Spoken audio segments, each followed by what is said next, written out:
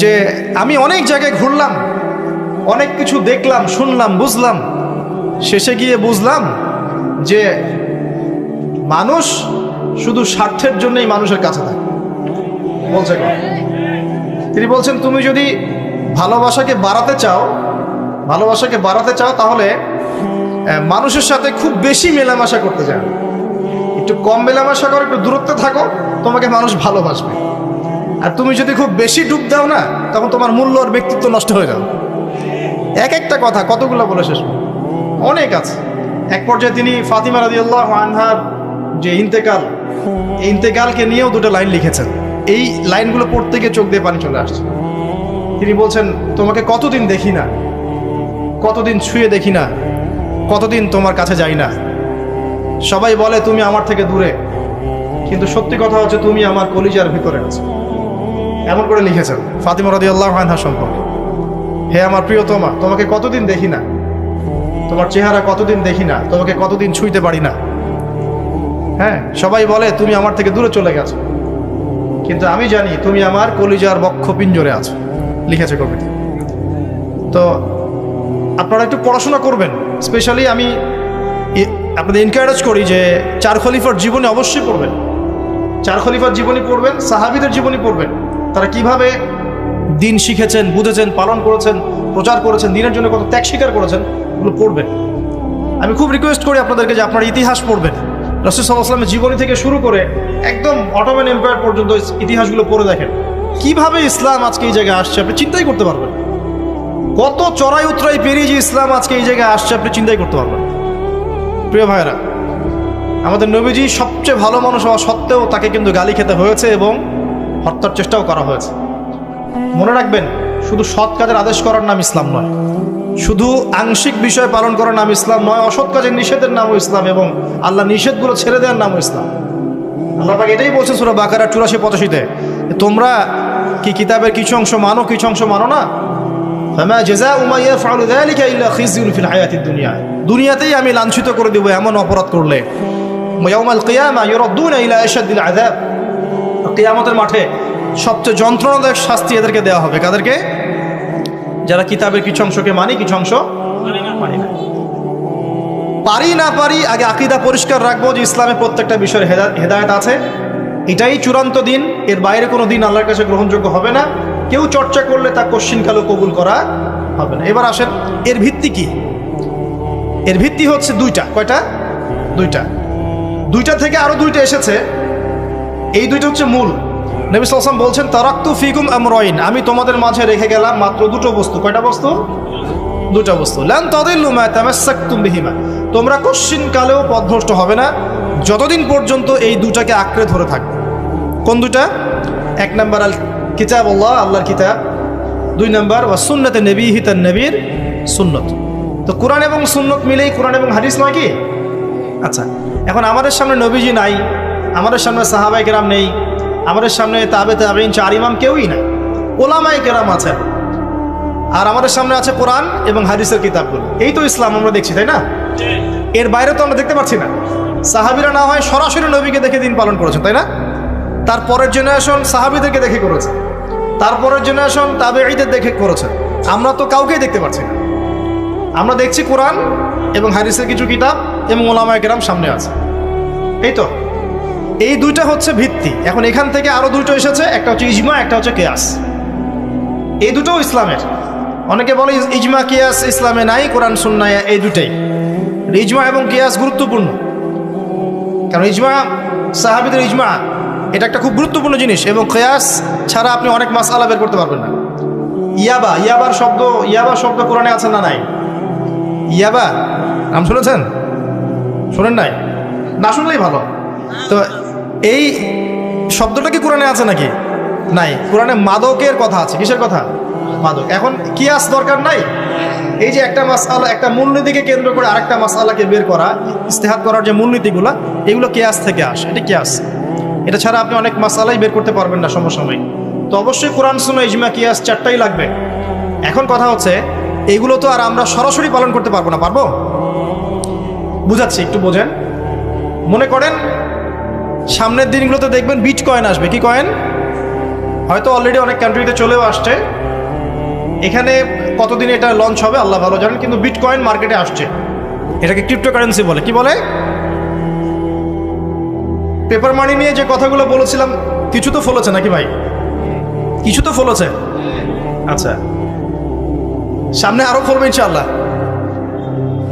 Sustainable asset যেগুলো আছে সেখানে সম্পদ ইনভেস্ট করেন। আপনার জমি জমা থাকলে চাষবাস করা শুরু করেন। সাস্টেইনেবল অ্যাসেট যেগুলো সেগুলোতে ফোকাস করেন। এমন কোনো জায়গায় অনেক বেশি সম্পদ ইনভেস্ট করে দিয়েন না যেটা পরে আপনার মানে পথে বসার কারণ না হয়ে যায়। তো ক্রিপ্টোকারেন্সি মনে করেন চলে আসছে, এখন আপনি বোঝেন না ক্রিপ্টোকারেন্সি কি জিনিস, সেটা হালাল না হারাম, এটা জায়েজ না জায়েজ, এগুলো মাসালা কি সবাই জানে? জানে কি? এটার জন্য কোরআন সুন্নাহর জ্ঞান লাগবে, ইকোনমিক্সের জ্ঞান লাগবে না, পড়াশোনা লাগবে। এখন সরাসরি কোরআন এবং হাদিসের বইগুলো চর্চা করে আপনি কি এর সমাধান বের করতে পারবেন কি না? পারবেন? আপনার কি সেই জ্ঞান আছে, যোগ্যতা আছে? আর সেই যোগ্যতা কি সবার আছে? অল্প কিছু মানুষের থাকতে পারে, যারা ওলামায়ে কেরাম তাদের এই যোগ্যতা, তাদের মধ্যেও হয়তো কিছু মানুষের নাও থাকতে পারে না, কিন্তু বরেণ্য ওলামায়ে কেরাম যারা, তাদের মাঝে এগুলো থাকবে ইনশাআল্লাহ। এখন আপনি কি করবেন? কোরআন সুন্নাহকে পালন করার স্বার্থে ওলামায়ে কেরামের দ্বারস্থ হবেন এবং তাদের কাছে মাসলা মাসাইলগুলো জেনে নেবেন।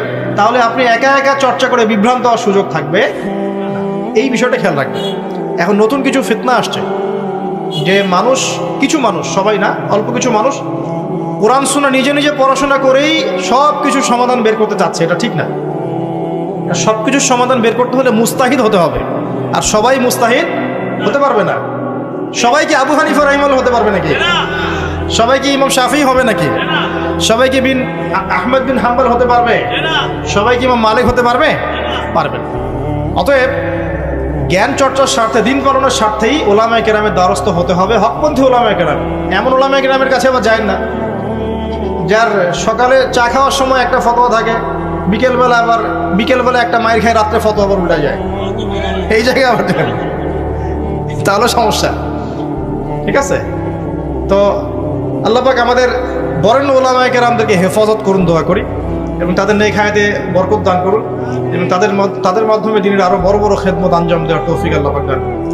এবং যুব সমাজকে রিকোয়েস্ট করবো আপনারা ডিটাচড হয়ে থাকবেন, ওলামায়ে কেরাম থেকে ডিটাচড হয়ে আপনারা দিন পালন করতে যাবেন না, তাদের সাথে সম্পর্ক রেখেই দিন পালন করবেন ইনশাআল্লাহ। আল্লাহ সহজ করুক। এখন এই ভিত্তি পেয়ে গেলাম, এবার শেষ করার আগে আমি মূলনীতিগুলো বলে শেষ করছি। এই মূলনীতি কি ইসলামের?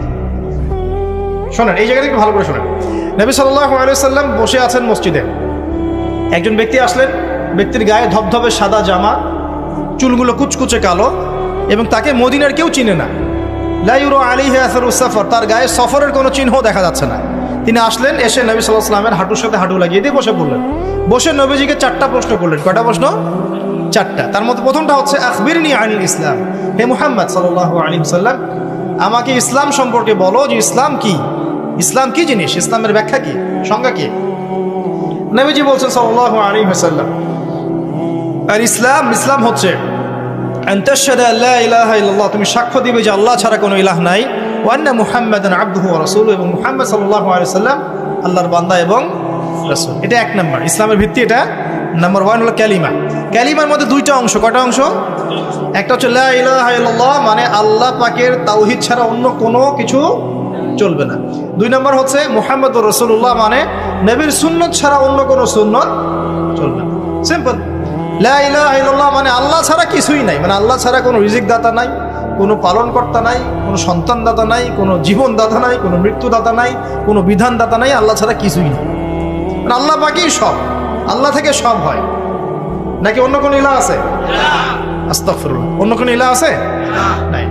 তো এটা হচ্ছে শিরক মুক্ত তাওহীদের স্টেটমেন্ট। লা ইলাহা ইল্লাল্লাহ মানে শিরক মুক্ত তাওহীদ। শুধু এটা মুখের জিকির না, পালন করে দেখাতে হবে। যদি ইবাদত বন্দেগীতে আপনি আল্লাহর দাসত্ব করেন, সেজদা দেন, আল্লাহকে সেজদা দেন, ইবাদতে লা ইলাহা ইল্লাল্লাহ ঠিক আছে, অর্থনীতিতে গিয়ে আপনি সুদ খাচ্ছেন, আল্লাহর বিধান মানছেন না, ওখানে লা ইলাহা ইল্লাল্লাহ ঠিক নাই। বুঝতে পারছি না? জীবনের সব ক্ষেত্রেই লা ইলাহা ইল্লাল্লাহ আনতে হবে, তারপরে তো হবে লা ইলাহা ইল্লাল্লাহর কায়েম, নাহলে তো হইল না কিছু। 2 নাম্বার মুহাম্মদ রাসূলুল্লাহ মানে আপনি অন্যের মন করা কোনো আদর্শ, দর্শন, সুন্নত ফলো করতে পারবেন না। আপনাকে মুহাম্মদ সাল্লাল্লাহু আলাইহি ওয়াসাল্লামকেই রোল মডেল মানতে হবে। এর নাম মুহাম্মদ রাসূলুল্লাহ। যদি কেউ মুহাম্মদ রাসূলুল্লাহ বলে অন্য কাউকে তার আদর্শ মেনে চলে, তাহলে মুহাম্মদ রাসূলুল্লাহ কেটে গেছে। এখানেও একই কথা, নামাজে দাঁড়িয়েছেন রাসূলের মতো নামাজ পড়ছেন মাশাআল্লাহ, রোজা করছেন রাসূলের মতো, হজ উমরা সব রাসূলের তরিকায় হচ্ছে, তাসবিহ তাহলিল সব রাসূলের তরিকা হচ্ছে, অর্থনীতিতে গিয়ে রাসূলের তরিকা চলে না, তাহলে এখানে আর মুহাম্মদ রাসূলুল্লাহ থাকলো না। আমি মনে হয় বুঝাতে পারছি না, মানে জীবনের সব ক্ষেত্রেই লা ইলাহা ইল্লাল্লাহ মুহাম্মাদুর রাসূলুল্লাহ থাকতে হবে, শুধু একটা অংশে নয়। এটা এক নাম্বার। 2 ওয়ান তুকিমাস সালাহ, এবং যখন তুমি সালাত কায়েম করবে, ইসলামের 2 নম্বর পিলার কি? সালাত কায়েম করা। সালাতের বিষয়ে জাস্ট 2টো হাদিস বলে দিই আমি, তাহলে আপনার যথেষ্ট হবে ইনশাআল্লাহ। একটা হাদিসে নবীজি বলছেন, মান তারাকা সালাতান মুতাআম্মিদান ফাকাদ কাফার, কেউ যদি ইচ্ছাকৃতভাবে নামাজকে ছেড়ে দেয় সে ব্যক্তি কিন্তু কুফরি করলো। কি করলো? আমরা যারা নামাজ পড়ছি না আমরা কিন্তু কুফরির মধ্যে আছি। মুয়াজ বিন জাবাল রাদিয়াল্লাহু আনহু নবীজি বলছেন, মান তারাকা সালাতান মুতাআম্মিদান ফাকাদ বারিআত মিন জিম্মাতিল্লাহ, কেউ যদি নামাজ ছেড়ে দেয়, ফরজ নামাজ তার উপর ছেড়ে দেয়, ত্যাগ করে, সে ব্যক্তি আল্লাহর জিম্মাদারি থেকে মুক্ত হয়ে গেল। আল্লাহর জিম্মাদারি নাই তার উপরে, আল্লাহ পাকের কোনো রেসপন্সিবিলিটি নাই তার উপরে, আর আল্লাহ ছেড়ে দিয়েছেন তাকে, যাও। একটা হাদিস আছে, বাইনা রাজুলি ওয়া বাইনা শিরকি ওয়াল কুফরি তারকুস সালাহ, একজন আল্লাহর বান্দা আর একজন কাফের মুশরিকের মাঝে পার্থক্যই নামাজ। নামাজ নাই, ইসলাম নাই। শুধু আইওয়াস শোডাউন দিয়ে কিচ্ছু হবে না ভাই, 5 ওয়াক্ত নামাজ আগে ঠিকঠাক মতো পড়তে হবে। পড়তে হবে না ভাই? আমাদের যুব সমাজ এখন রাত 3:30টায় খেলা দেখতে ওঠে, তাহাজ্জুদে ওঠার সুযোগ হচ্ছে না, ফুরসত হচ্ছে না। 3:30 4টা হলেও উঠতে হবে, অ্যালার্ম দিয়ে রাখবে, আর্জেন্টিনার খেলা আছে, কিন্তু আর 1 ঘন্টা পরে ফজরের নামাজ, ওই খেলা দেখে ঘুম, ফজরের নামাজ না।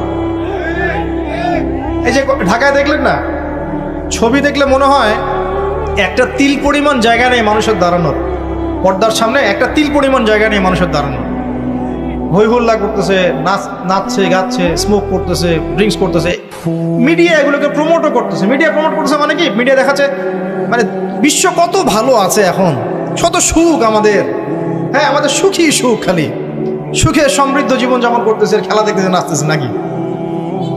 অথচ দেখেন ইকোনমিক সেকশনের কি অবস্থা, দেখেন কি অবস্থা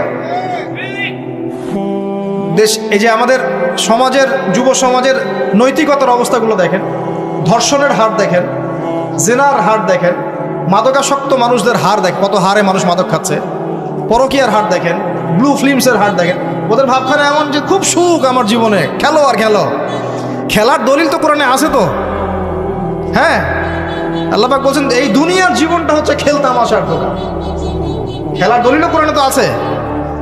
ওমা হাযিহিল হায়াতু দুনিয়া ইল্লা মাতাউল গুরুর, এরকম একটা আয়াত আছে সূরা হাদীদের মধ্যে। আল্লাহ পাক আছে, আল্লাহ পাক বলেছেন যে ইলামু, তোমরা জেনে রাখো, আন্নামাল হায়াতুদ দুনিয়া লাইবু ওয়া লাহু, তোমরা জেনে রাখো যে এই দুনিয়ার, পুরো দুনিয়ার জীবনটাই খেলা, খেল তামাশা। ওয়া লাহু, ঠাট্টা, হাসি ঠাট্টা, মানে এটা কি বলে বাংলা দিয়ে, ভ্রম, ভ্রম, মায়া মোহ ভ্রম। তোমরা জেনে রাখো দুনিয়ার জীবনটা খেলা, খেল তামাশা, ভ্রম, মিছে মায়া।